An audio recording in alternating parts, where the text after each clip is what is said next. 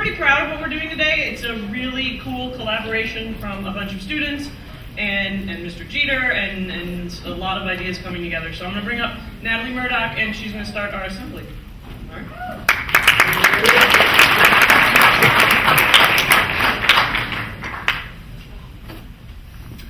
Genius Child by Langston Hughes.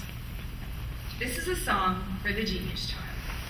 Sing it softly, for the song is wild. Sing it softly as ever you can, lest the song get out of hand. But nobody loves a genius child.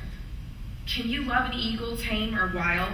Can you love an eagle, wild or tame? Can you love a monster of frightening name? Nobody loves a genius child. Kill him and let his soul run wild.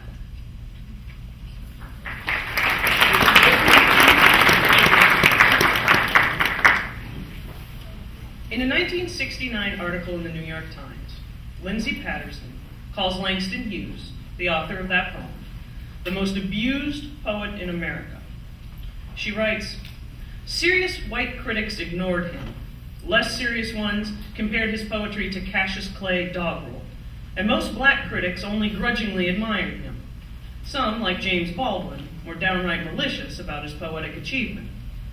But long after Baldwin and the rest of us are gone, I suspect Hughes's poetry will be blatantly around, growing in stature until it is recognized for its genius." As a prominent black artist before the advent of the civil rights movement, Hughes was, in many ways, the genius child, the powerful and wild eagle, whose ability to soar was capable of both awe and intimidation.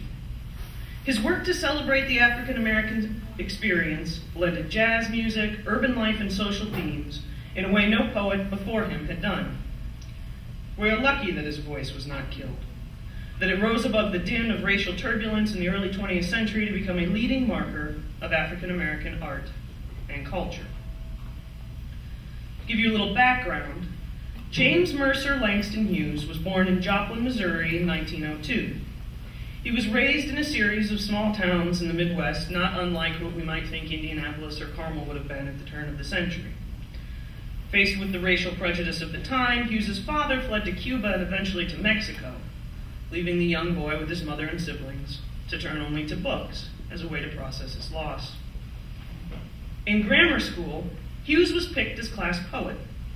Of this accomplishment, he writes, "I was a victim of stereotype.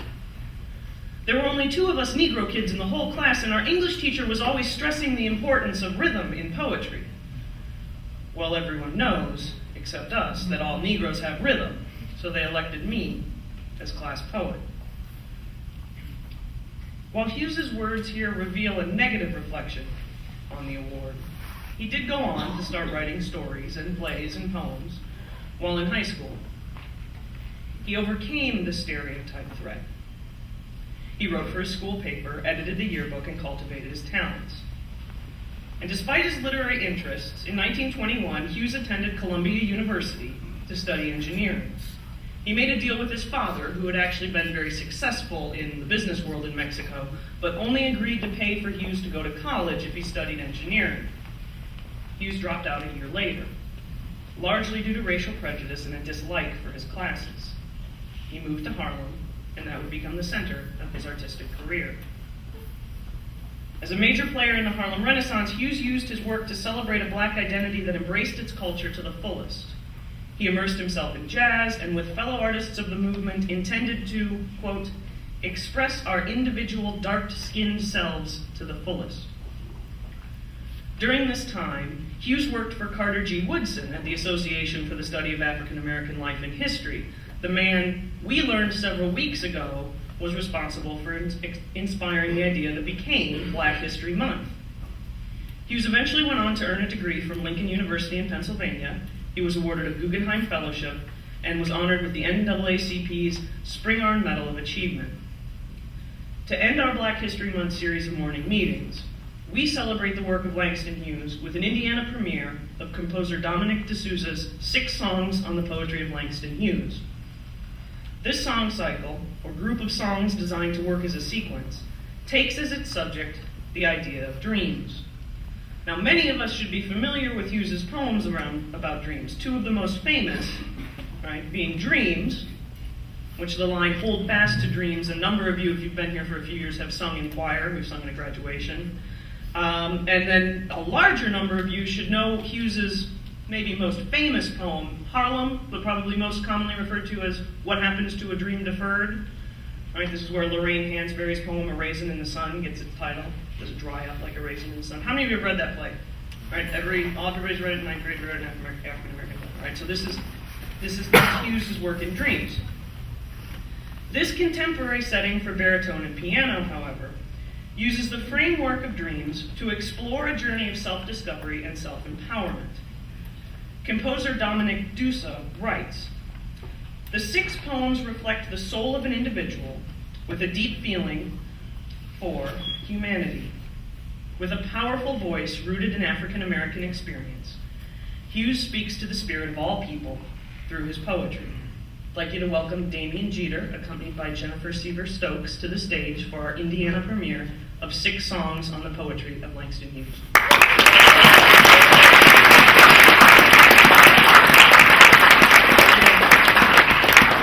There's several students who are going to be reading the poems, and then we'll talk a little bit about the poems and hear Damian perform them, Mr. Jeter perform them. So I'm going to bring up Hannah Norman. We're going to begin with The Dream Keeper.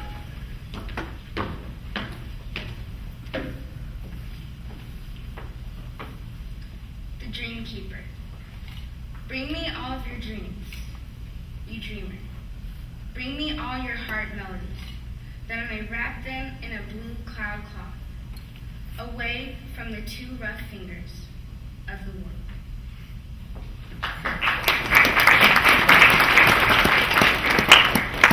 We hear in The Dream Keeper that the speaker of the poem creates a safe haven for our most precious thoughts, bearing them away from the risks of the world below.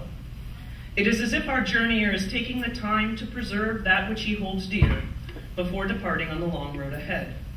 D'Souza calls the poem's tone one of consolation and hope amid the awareness of life's harsh realities. The Dream Keeper by Langston Hughes.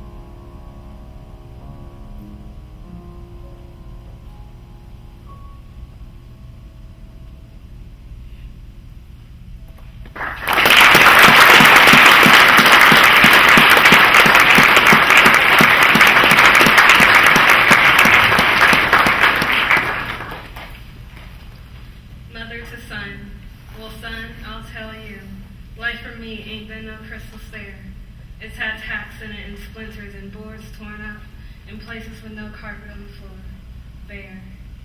But all the time I've been climbing on and reaching landings and turning corners, and sometimes going in the dark where there ain't been no light. So boy, don't you turn back, don't you step down on the steps, 'cause you finds it kinda hard. Don't you fall now, for I's still going, honey. I's still climbing, and life for me ain't been no crystal stair.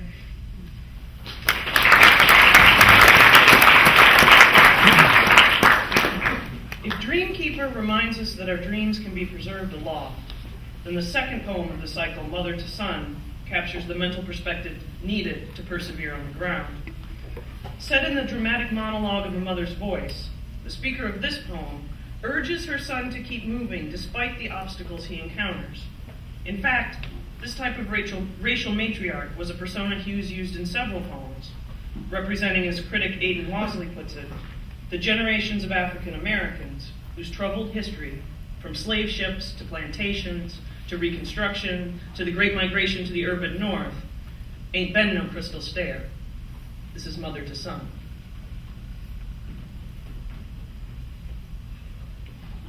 Well,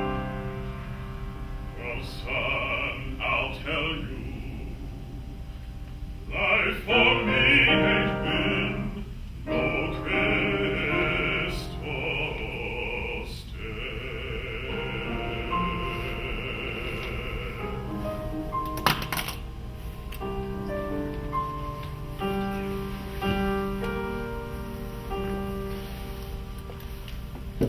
It's had attacks in it and splinters and boards torn up, and places with no carpet on the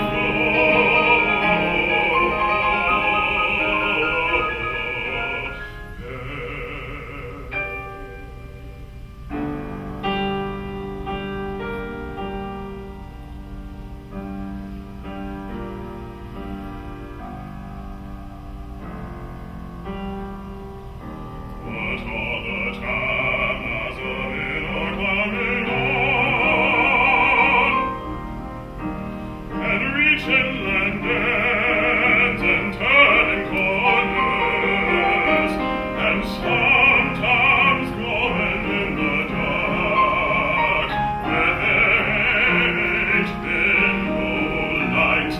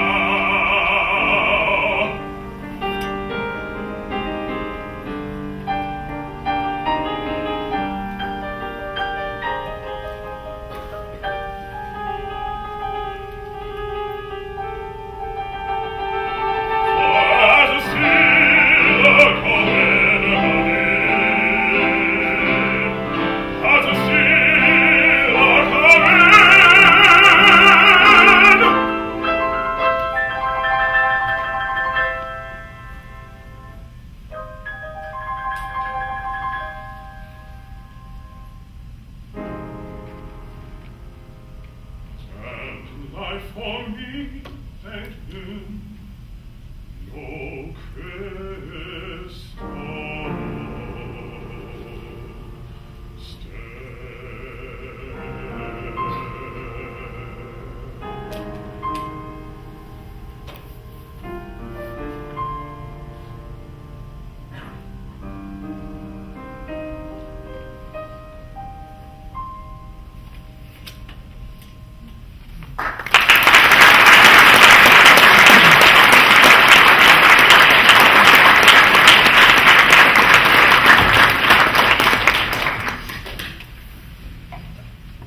Beggar boy, what is there within this beggar lad that I can neither hear, nor feel, nor see, that I can neither know nor understand, and still it calls to me?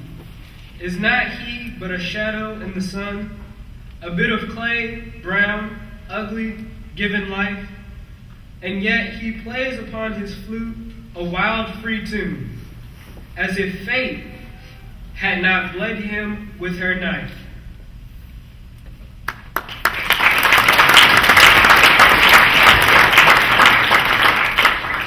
The poem Beggar Boy sits in this cycle as almost a direct response to the matriarch of mother to son. In it, the speaker observes a small child who has perhaps stumbled on the same steps that tripped up his predecessor. But, in spite of his condition, the boy is playing on his flute. He is doing a creative act, turning his experience into something that calls to us, that begs us to see him, to meet him where he is. Much like the art of Kara Walker that Mr. Thomas talked about earlier in the month, this beggar boy is taking the transgressions piled upon him and turning them into song. The Beggar Boy.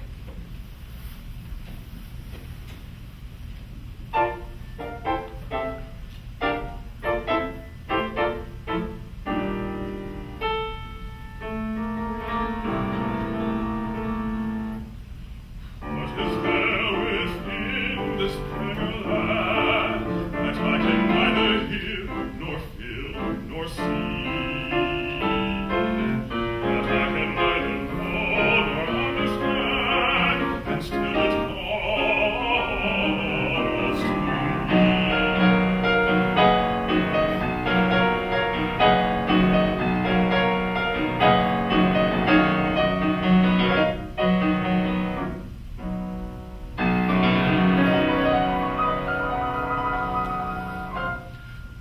Is not he but a shadow in the sun?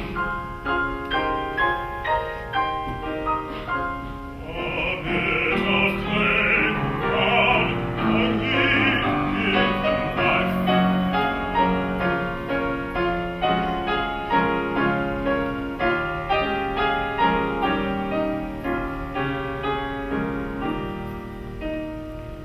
And yet he plays upon his flute a wild, free tune,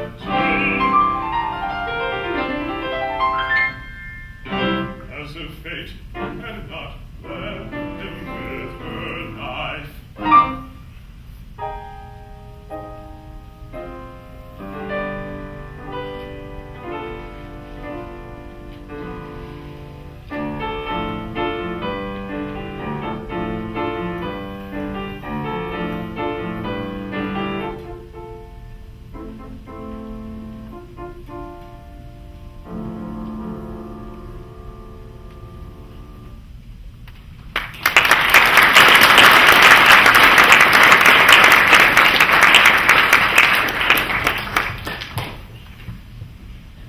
As I grew older, it was a long time ago. I have almost forgotten my dream, but it was there then, in front of me. Bright like a sun, my dream. And then the wall rose slowly, slowly between me and my dream. Rose until it touched the sky, the wall. Shadow. I am black. I lie down in the shadow, no longer the light of my dream before me, above me, only the thick wall, only the shadow. My hands, my dark hands, break through the wall. Find my dream, help me to shatter this darkness, to smash this night, to break this shadow into 1,000 lights of sun, into 1,000 whirling dreams of sun.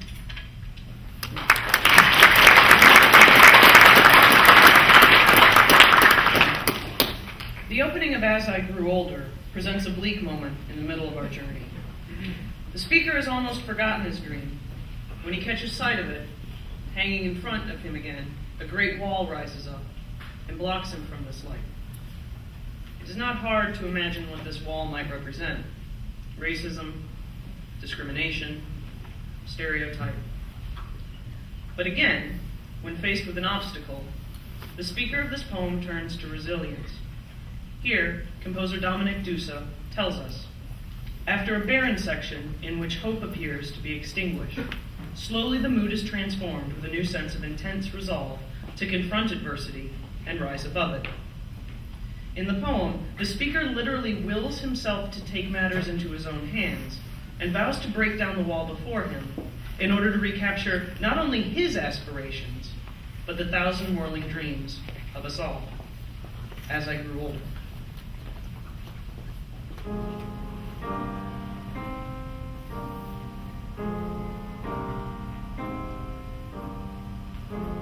It was a long time ago.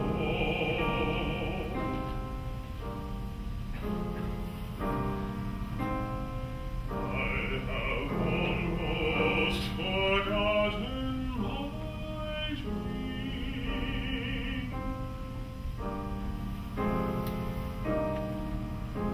But it was there then, in front of me, bright like a sun, my dream.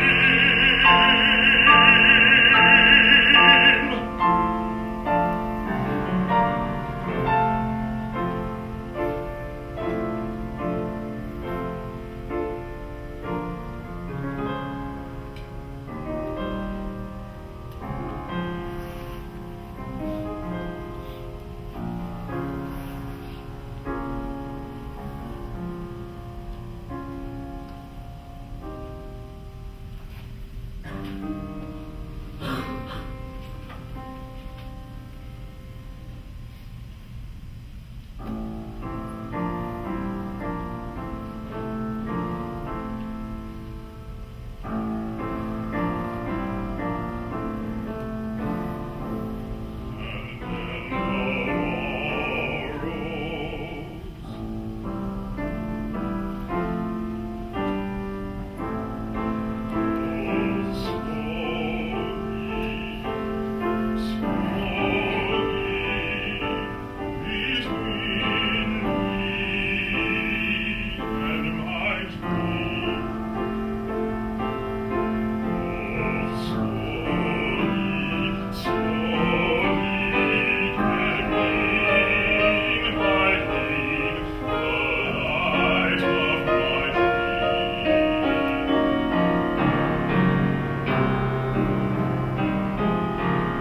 Until it touched the sky.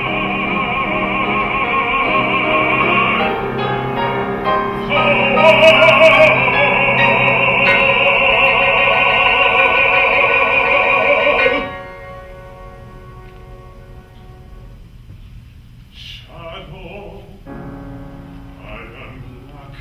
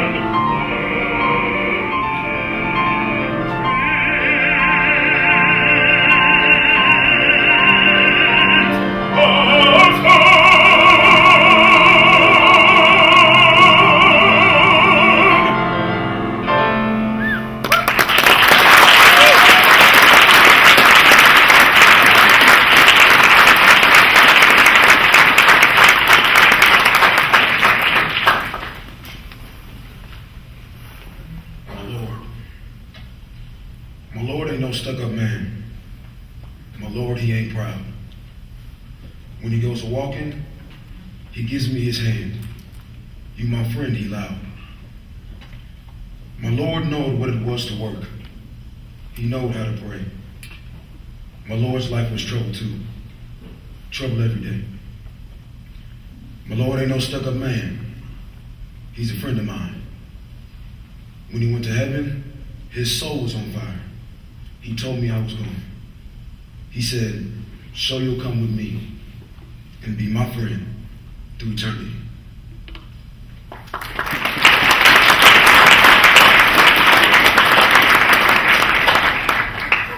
Religion, and more importantly faith, has long been a staple of the African American literary tradition.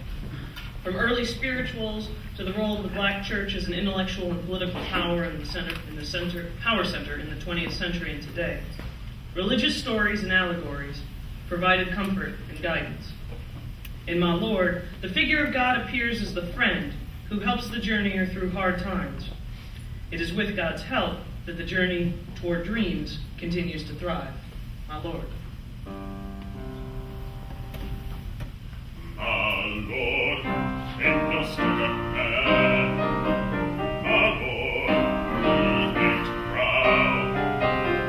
When he goes a-walking, he gives me his hand. You, my friend, he loud.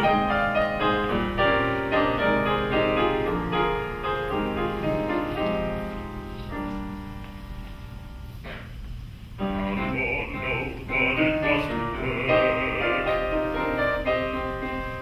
He knowed how to pray.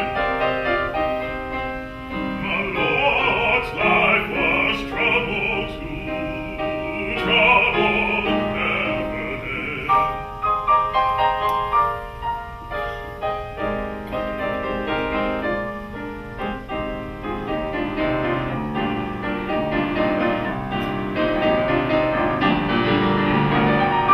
Lord ain't no stuck-up man.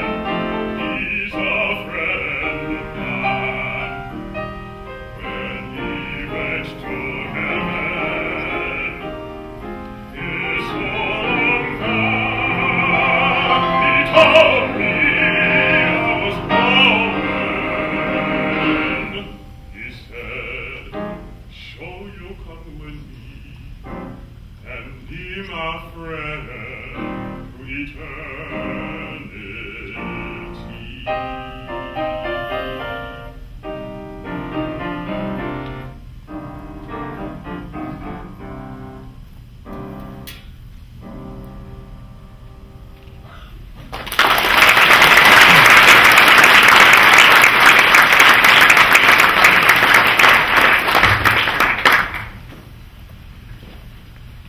Judgment Day.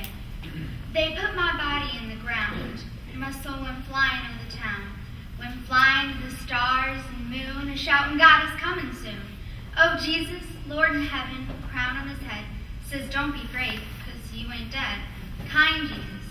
And now I'm setting clean and bright in the sweet, oh my Lord's sight. Clean and bright, clean and bright.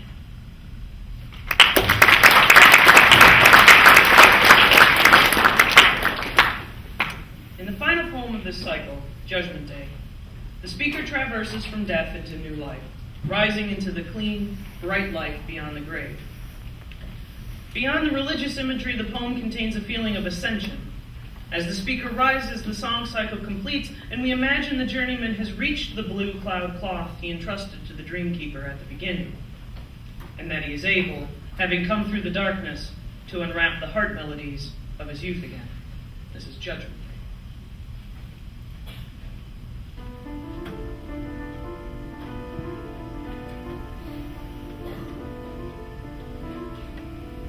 They put my body in the ground.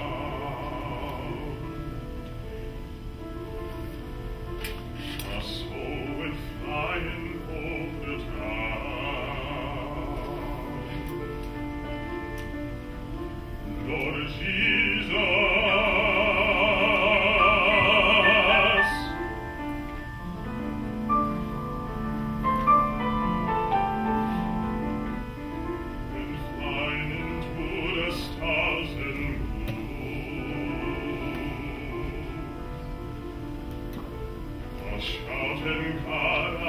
coming soon.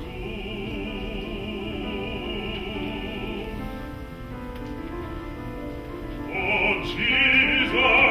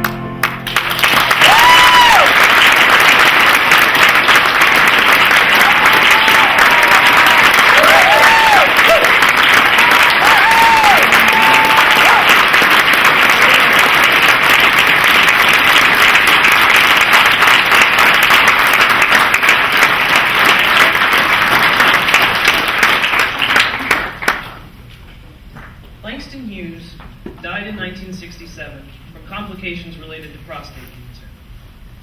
As Henry Louis Gates, editor of the Norton Anthology of African American Literature, reflects, by the end of his life, Hughes was almost everywhere recognized because of his versatility and skill as the most representative writer in the history of African American literature, and also as probably the most original of all Black American poets.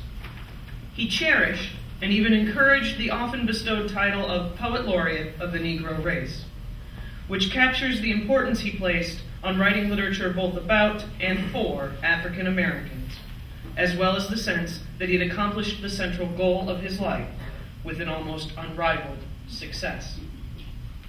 It is fitting, since Hughes's heart and soul were so wedded to Harlem, that his ashes are interred at the Arthur Schomburg Center for Research in Black Culture in New York. The design on the medallion marking the vault is a cosmogram entitled Rivers, based on another of Hughes's most famous poems. We will close today with a reading of that poem, The Negro Speaks of Rivers.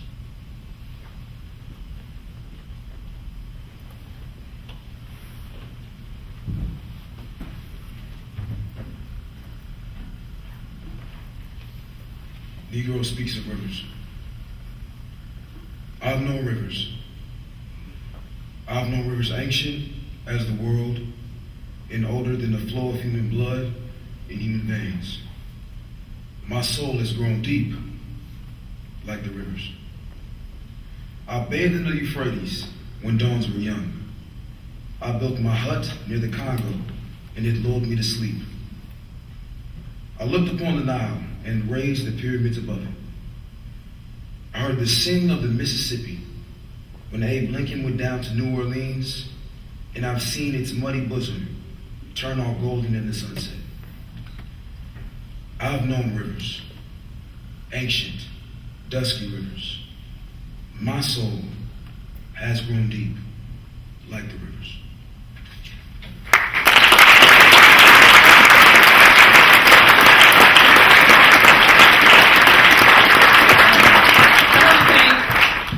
Everybody who helped put this together today.